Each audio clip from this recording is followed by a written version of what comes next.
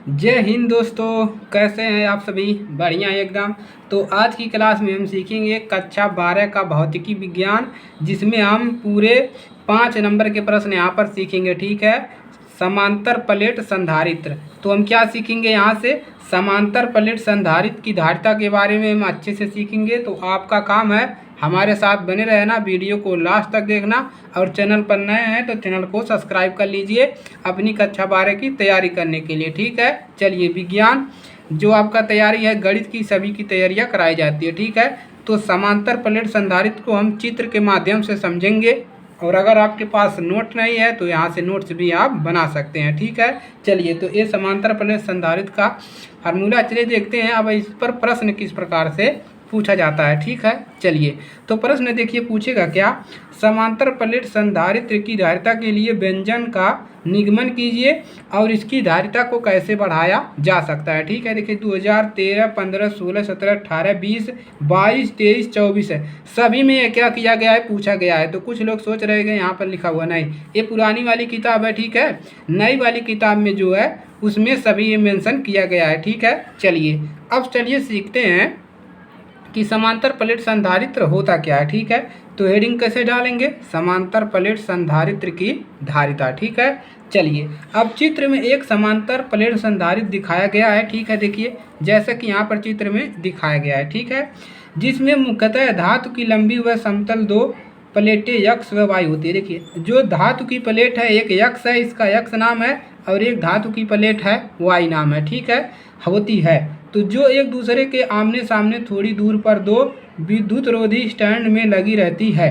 देखिए इसको क्या किया गया है, जो विद्युत रोधी स्टैंड में आमने सामने इसको लगाया जाता है। इतना काम कर लेंगे। ठीक है। उसके बाद क्या लिखेंगे, इस समांतर प्लेट के बीच वायु के स्थान पर कोई विद्युत रोधी माध्यम परावैद्युतांक के भरा जाता है। इसके बीच क्या भरते हैं, परावैद्युतांक को ही भरते हैं, विद्युत रोधी माध्यम से भरा जाता है। ठीक है। चलिए, समतल प्लेटों में से प्रत्येक का क्षेत्रफल ए मीटर स्क्वायर तथा उनके बीच की दूरी डी मीटर होती है। इनके बीच की जो दूरी हो कितना होता है, डी मीटर होती है। ठीक है। चलिए, क्षेत्रफल ए मीटर स्क्वायर और उनके बीच की दूरी कितना होता है, डी मीटर होता है। ठीक है, इतना याद रहेगा। चलिए आगे बढ़ते हैं।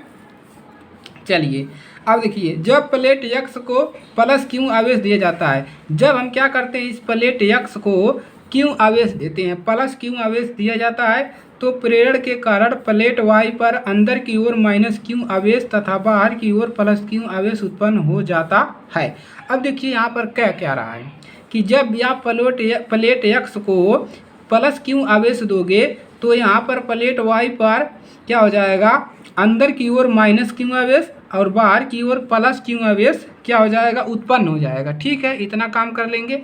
इसको प्लस आवेश दोगे तो अंदर की इस वाई वाले पे अंदर जो होगा वो माइनस क्यू आवेश, बाहर प्लस क्यू आवेश उत्पन्न हो जाएगा। ठीक है। चलिए, अच्छी बात है। क्योंकि प्लेट वाई पृथ्वी से जुड़ी हुई है, क्यों जुड़ी हुई, देखिए प्लेट जो वाई है, ये वाला प्लेट, ये पृथ्वी से जोड़ दिया गया है। देखिए यहाँ पर। ठीक है, इसको क्या किया गया है, पृथ्वी से जोड़ दिया गया है।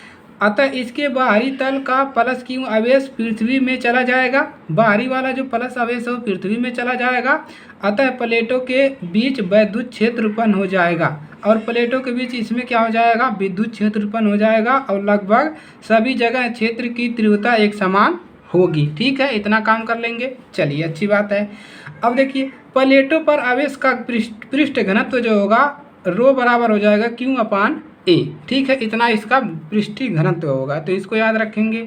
आगे देखिए, प्लेटों के बीच में किसी विद्युत बिंदु पर विद्युत क्षेत्र की तीव्रता जो होगी, प्लेटों के बीच किसी बिंदु पर, यानी कि इन दोनों प्लेटों के बीच किसी भी बिंदु पर जो विद्युत क्षेत्र की तीव्रता होगी वो ई बराबर सिग्मा अपान साइलन, जहाँ साइलन बराबर के साइलन नॉट परावैद्युत की वैद्युतशीलता है। ठीक है, इतना रखेंगे। चलिए आगे बढ़ते हैं। सिग्मा तथा साइलन का मान रखने पर विद्युत क्षेत्र की तीव्रता, अब हम क्या करेंगे, सिग्मा और यहाँ पर साइलन का मान रखेंगे, तो इसमें रखेंगे तो ई बराबर क्या मिल जाएगा, सिग्मा बराबर कितना है, इतना है क्यू बराबर इसके स्थान पे रखेंगे हम के ए साइलन नॉट इंटू ए। ठीक है, इतना रख देंगे। चलिए, तो समीकरण यहाँ से आपका बन जाएगा पहला, समीकरण पहला बना लेंगे। आगे बढ़ते हैं। ठीक है। अब क्या लिखोगे, माना दोनों प्लेटों के बीच विभवांतर बी वोल्ट है। अब हम क्या मानेंगे कि इन दोनों प्लेटों के बीच जो विभवांतर है वो कितना है, बी वोल्ट है, ठीक है, और वह इनके बीच की दूरी डी है। तो इनके बीच की दूरी देखिए डी वोल्ट है और दोनों बीचों के प्लेटों के बीच विभवांतर बी वोल्ट है, ठीक है।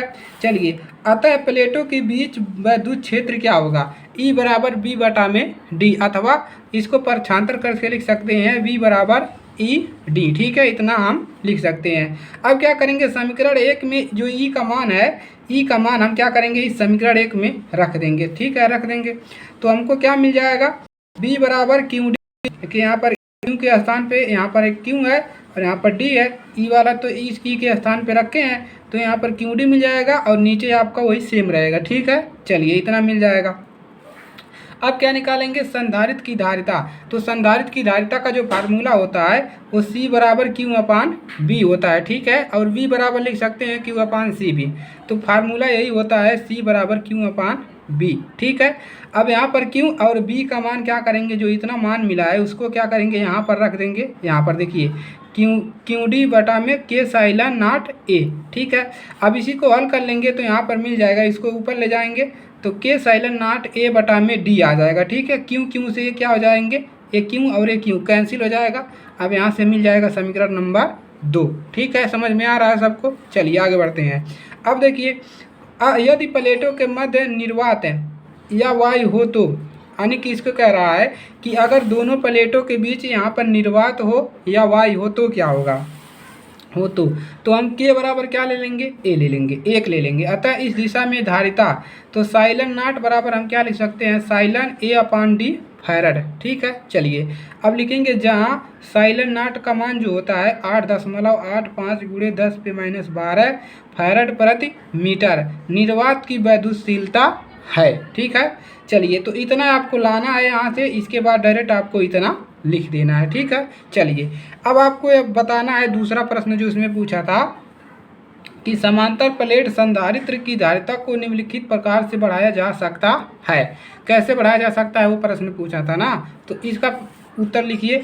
तो पहला है, प्रत्येक प्लेटें अधिक क्षेत्रफल की होनी चाहिए, यानी कि जो प्लेट है वो उसका क्षेत्रफल क्या हो, ज़्यादा होना चाहिए, ठीक है। और दूसरा इसमें लिख देंगे कि प्लेटों के बीच ऐसा माध्यम रखना चाहिए जिसका परावैद्युतांक अधिक हो, तभी हम क्या करते हैं, उसको धारिता को बढ़ा सकते हैं, ठीक है। तीसरा है कि प्लेटों के बीच की दूरी डी कम लेनी चाहिए, अर्थात प्लेटें परस्पर समीप रहनी चाहिए। अगर देखिए ये प्लेट जो है अगर और नज़दीक रहेगा तो इसकी धारिता को और भी अच्छे तरह से बढ़ाया जा सकता है, ठीक है। तो यही है आपका समांतर प्लेट संधारित्र। तो इसको तैयार कर लीजिए, ये पेपर में आपके आएगा और इसको तैयार कर लीजिए, ठीक है। चैनल पर नए हैं सब्सक्राइब कर लीजिए, ऐसे ही टॉपिक पढ़ने के लिए, मॉडल पेपर करने के लिए, कक्षा 12 की तैयारी करने के लिए, ठीक है। चलिए, तो आज के लिए इतना ही, मिलेंगे नेक्स्ट पार्ट में किसी नए टॉपिक के साथ, ठीक है। तब तक के लिए जय हिंद, जय भारत।